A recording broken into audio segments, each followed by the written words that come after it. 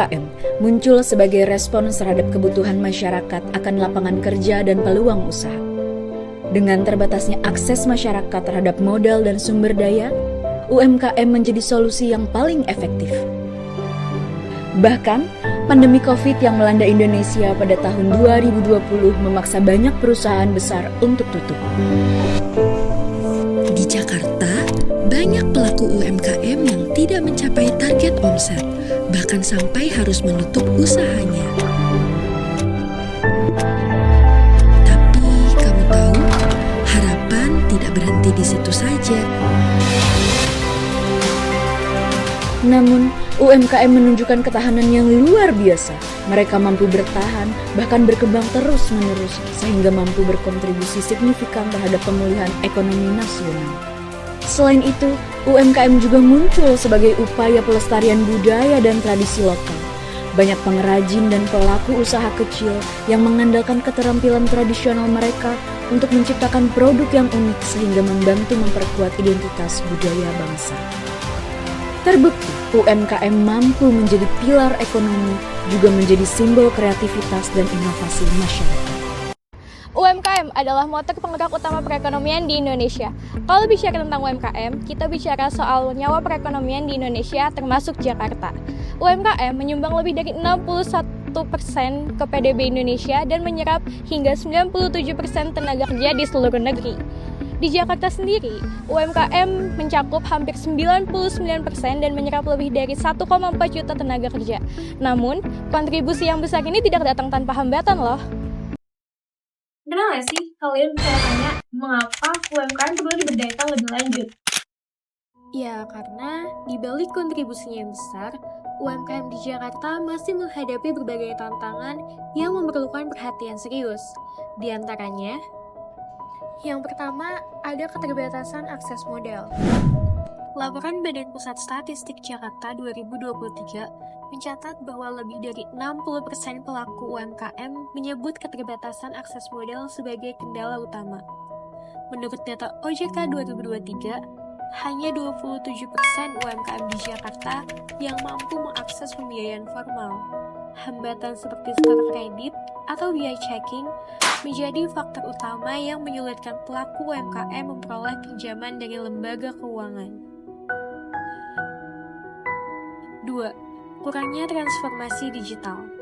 Studi Bank Indonesia tahun 2023 menunjukkan bahwa 91,2% UMKM di Jakarta sudah memanfaatkan teknologi digital. Namun, penggunaan teknologi mereka masih sangat terbatas. Sebagian besar hanya memanfaatkan teknologi untuk pembayaran digital seperti QRIS, tanpa mengintegrasikan strategi pemasaran digital secara menyeluruh. 3. Persaingan yang ketat di pasar lokal dan global. Sebagai kota metropolitan, Jakarta memiliki 98,78% usaha yang tergolong UMKM. Dengan jumlah ini, persaingan di pasar lokal sangatlah ketat, sementara pasar global memerlukan daya saing yang lebih tinggi dari pelaku UMKM.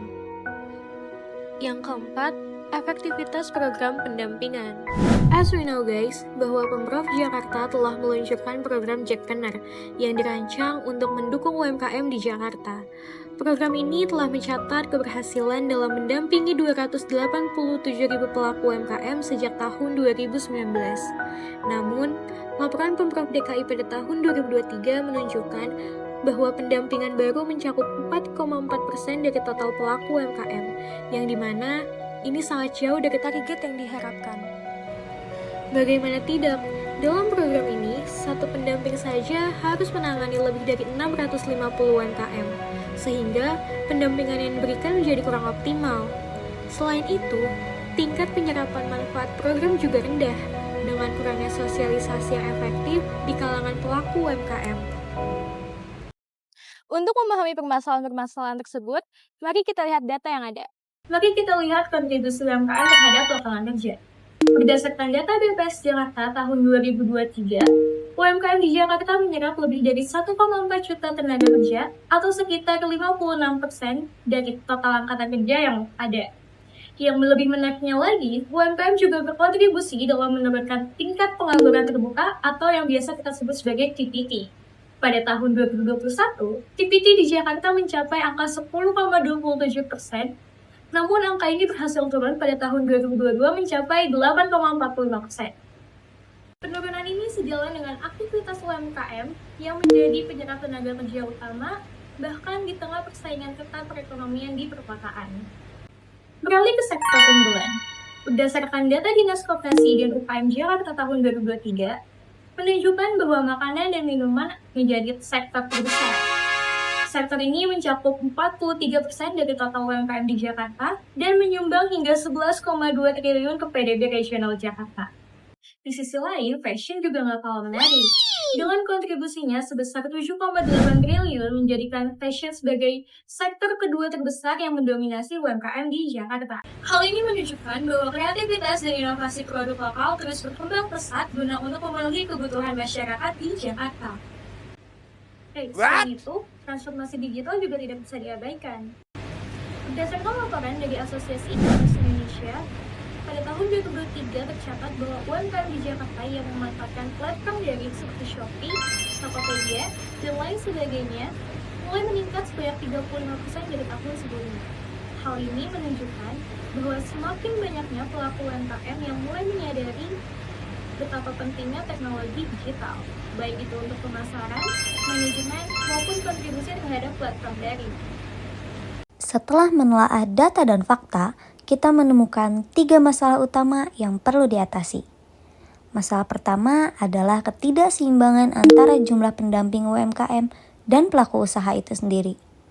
Pemerintah melalui program-program seperti Jakpreneur sudah berusaha mendampingi UMKM untuk mengatasi berbagai masalah yang mereka hadapi.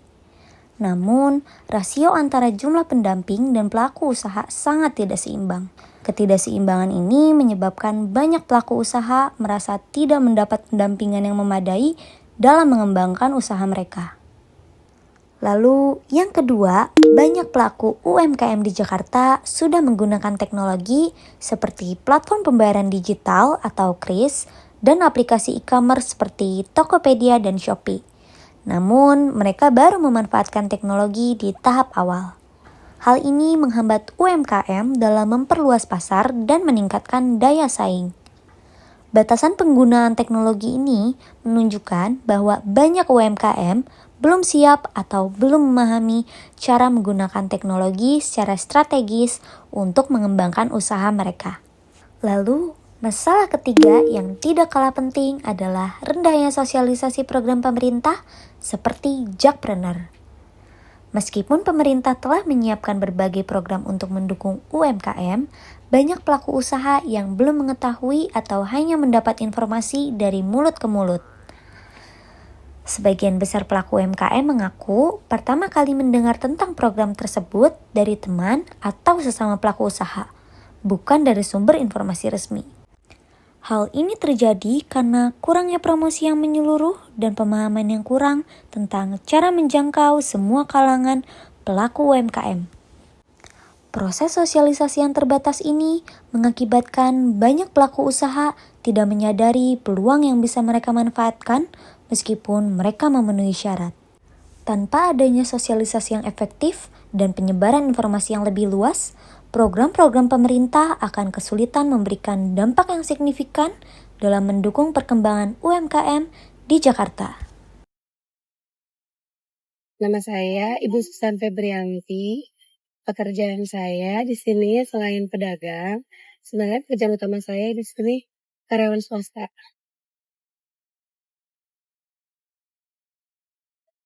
Kebetulan usaha saya memang didukung oleh media sosial ya, dari pusatnya sendiri memang dibantu marketingnya melalui Instagram sih. Hanya Instagram aja. Oke.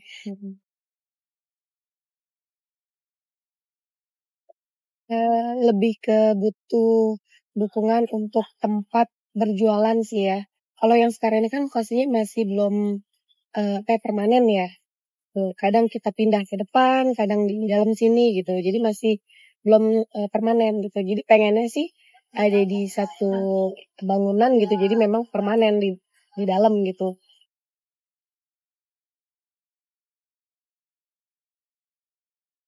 Kesulitannya sumber daya ya, terus sama kesulitannya saingannya ke jenis dagangan kita ya. Karena kan berbagai macam pangan yang dijual itu kan macam-macam ya. Jadi memang, kendalanya ya kita harus bisa bersaing secara inovasi ya untuk produk yang kita jual itu harus bisa bersaing gitu.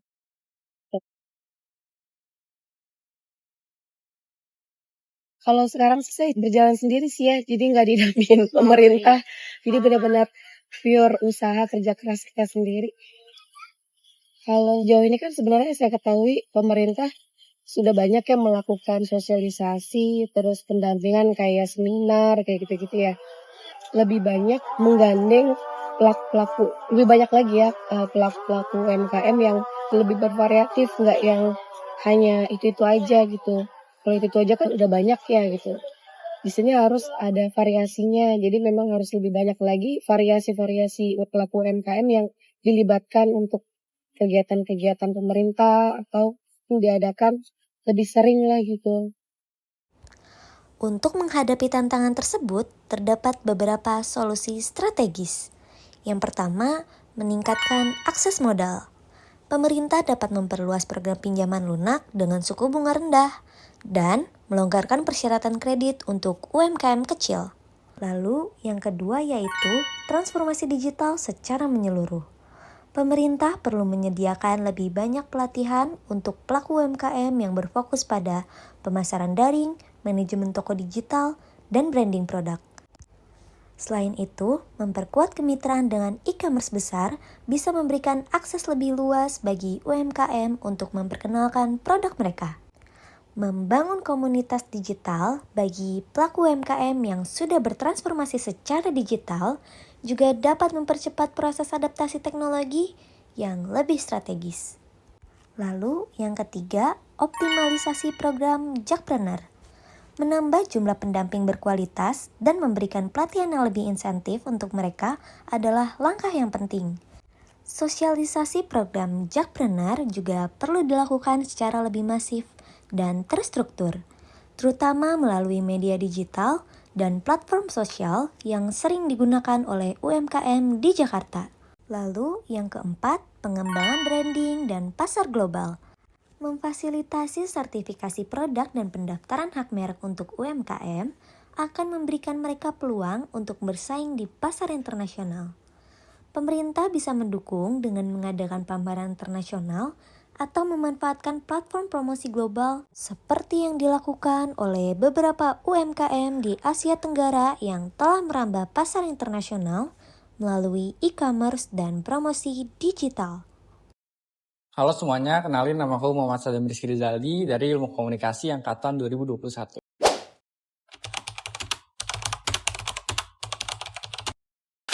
Untuk lapangan pekerjaan saat ini di Indonesia tentunya memang masih sangat kurang. Sebenarnya nggak kurang, tapi itu nggak sebanding sama angka kelahiran yang ada di Indonesia. Yang mana angka kelahiran dan juga lapangan pekerjaan yang tersedia di Indonesia itu nggak sebanding. Yang pada akhirnya banyak banget nih sarjana ataupun orang-orang yang masih lulusan SMA atau bahkan SMP atau masih di bawahnya itu nggak dapat pekerjaan yang layak karena memang angka kelahiran yang tinggi dan juga kualifikasi untuk mendapat pekerjaan itu sulit. Yang mana biasanya banyak perusahaan yang mencantumkan minimal usia untuk kerja itu ada yang 25 tahun dan bahkan orang-orang yang di atas umur 25 tahun itu kan akan sulit untuk mendapatkan pekerjaan karena kualifikasinya aja seperti itu. Pada akhirnya mereka harus memutar balik otak gimana caranya mereka bisa mendapatkan pekerjaan tanpa harus bekerja bersama perusahaan ataupun cara lain untuk bekerja.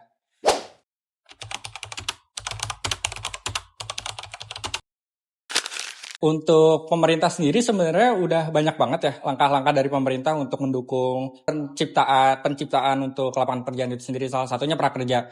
Cuman memang yang menjadi masalah adalah pemerintah belum bisa memaksimalkan program itu sendiri, yang mana pada akhirnya banyak banget yang saya lihat atau saya temui orang ikut prakerja cuma ingin duitnya aja, tapi nggak mengikuti pelatihannya dengan baik dan juga dengan benar. Nah, dari situ harusnya bisa jadi evaluasi dan juga membuat program-program lain yang memang bisa lebih relevan dengan keadaan di Indonesia saat ini.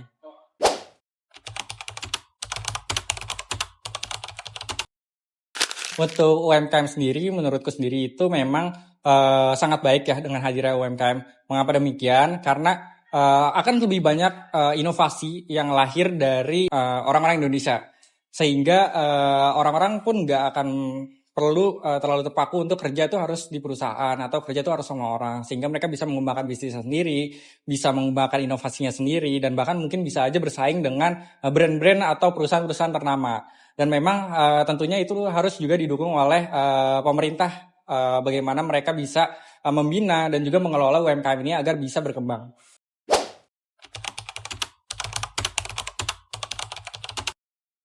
Sebenarnya pemerintah sendiri juga udah mendukung beberapa, bukan beberapa, tapi banyak UMKM yang ada di Indonesia. Dan memang tidak secara langsung dari pemerintah, tapi melalui BUMN. Ada beberapa di perusahaan BUMN seperti Pelindo dan juga BRI itu udah mendukung program-program pembinaan dan juga pemberdayaan UMKM, yang mana itu tentunya sangat berguna dan juga bermanfaat untuk UMKM yang sedang merintis bisnisnya, agar mereka bisa berkembang dan juga bisa bersaing dengan perusahaan-perusahaan atau brand-brand yang sudah punya nama. Dan juga Indonesia mungkin akan lebih fokus kepada UMKM agar bisa mengembangkan brandnya sendiri tanpa kita harus impor atau kita harus selalu menggunakan brand-brand dari luar. Kita harus bisa lebih bangga juga dengan produk-produk yang dihasilkan oleh UMKM.